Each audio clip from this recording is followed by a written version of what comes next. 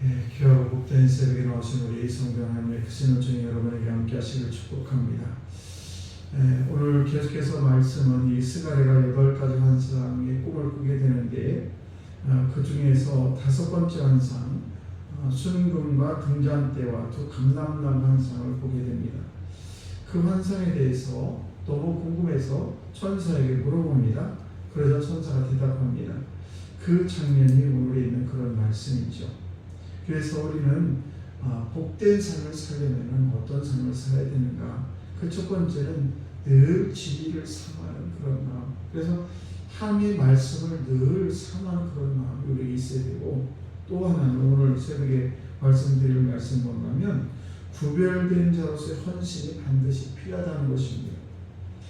그래서 오늘 11절 말씀을 보시게 되면 이 본문의 환상에서 순금 금잔대가 빛을 내는 원료가 무엇인가? 그것은 바로 등잔대 좌우에 있는 그 감람나무가 있는데 그 감람나무 가지에서 흘러나오는 금기름이다, 이렇게 12절에 기록을 하고 있습니다.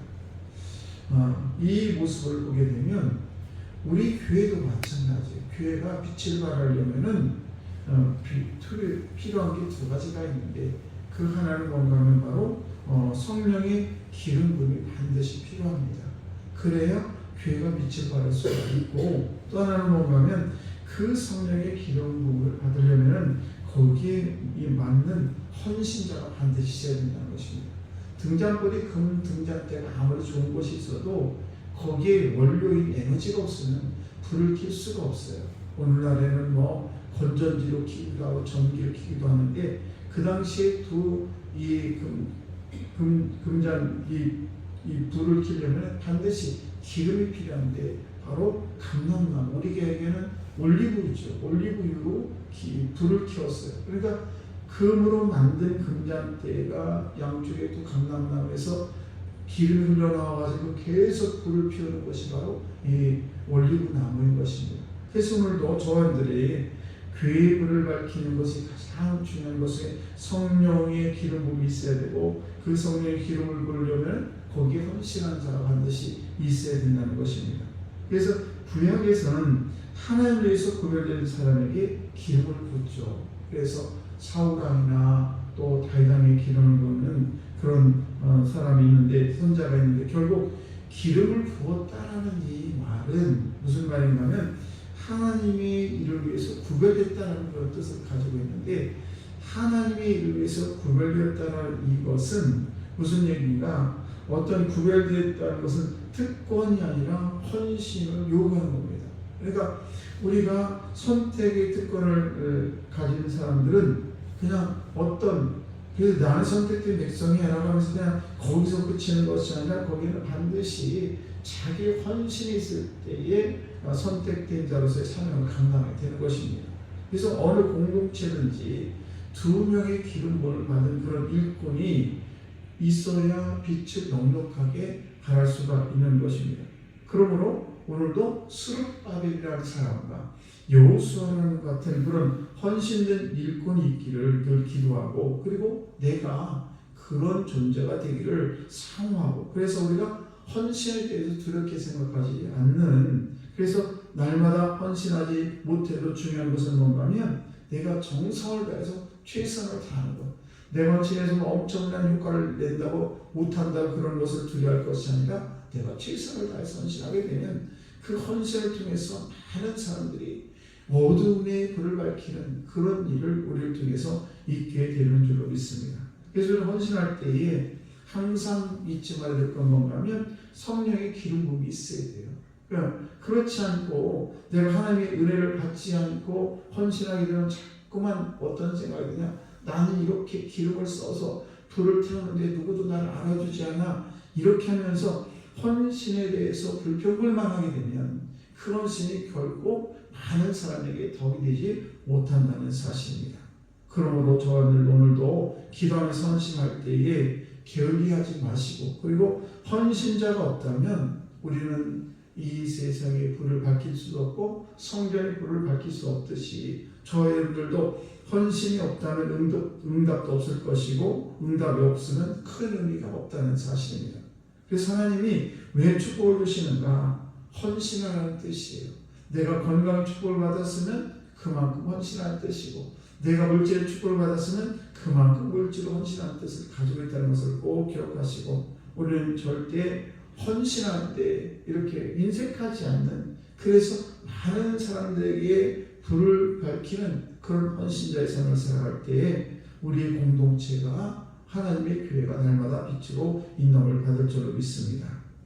공동체 하나님의 은혜를 입고 발전하려면 헌신할 줄 아는 한 사람이 매우 중요합니다. 찬양하는 비전을 이룰 때 많은 사람이 필요한 것이 아니에요. 헌신된 몇몇 그런 사람들이 모든 공동체를 이끌어갑니다. 그래서 한 8대2 정도, 10명이면 2명 정도 헌신하면 그 공동체는 정말 훌륭한 공동체가 될 수 있는 것입니다. 그래서 우리가 나 한 사람 헌신하게 되면 내 가정도 바뀌고 내 교회도 바뀌고 이 나라도 바뀐다는 것을 꼭 기억하시고, 내가 헌신할 수 있는 그런 기름과 같은 여러분 되시기를 주의 이름으로 축복합니다. 한 예를 드리고 말씀을 마치겠습니다. 제가 군대에 있을 때에 군대에는 또 군대 교회가 있어요. 군대 교회라면 군대 이 교회가 있는데, 거기는 이제 군인들하고 군인들 가족들이 보통 교회를 나오죠. 어느 날 젊은 군목에게 새로 부임한 사단장이 왔습니다. 사단장이란 대단합니다. 별 2개인데 우리가 지금 TV에 보면 별 3개, 4개, 그분들이요 별것 아닌 것 같지만요 엄청난 분들이에요. 군대를 안 갔다 온 사람은 별 하나가 아무것도 아닌 것 같지만 대단한, 그게요 보통 지위를 가지고 있는 게 아니에요. 정말 산천이 벌벌 떱니다. 군대에서는 그렇게 훌륭한데, 사단장이 별이 2개예요. 그러면은 사단장이면은 한 10,000명에서 15,000명이 부하가 있습니다. 상당히 많죠. 근데 이제 그 사단장이 교회에 와가지고 목사님한테 여쭤봅니다. 목사님, 제가 무엇을 하면 좋을까요? 그러자 목사님 말씀하시면, 예, 사단장님께서는 주보를 가지고 저 교회 앞에 서서 들어온 사병들에게 주보를 나눠주십시오 라고 얘기를 했습니다. 예, 알겠습니다.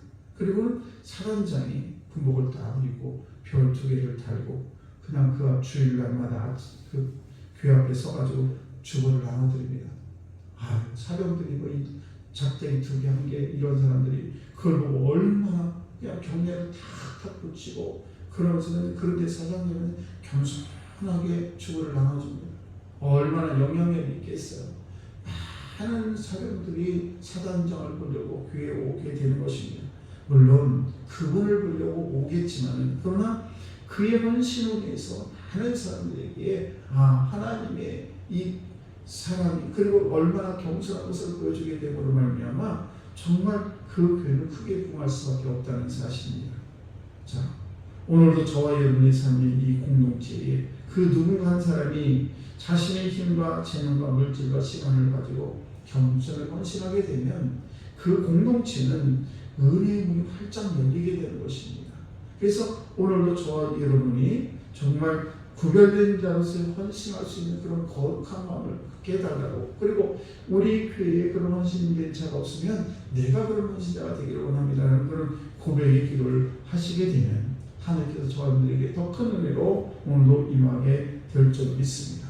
오늘도 여러분의 가정이 나의 헌신으로 말미암아 우리 가정이 불이 밝혀지게 되고, 그리고 내 교회가 내 헌신으로 해서 불이 밝혀지게 되고, 그리고 여름에 가는 공동체에 내가 헌신하고 나면 그 공동체가 불이 밝혀지는, 그래서 내가 하나님의 축복을 누리는, 모든 공동체가 나를 위해서 불빛이 불이 일어나서 모든 것들이 활활 타오르고 모든 것들이 밝아지는 그런 역사가 여러분에게 있으시기를 주의 이름으로 축복합니다.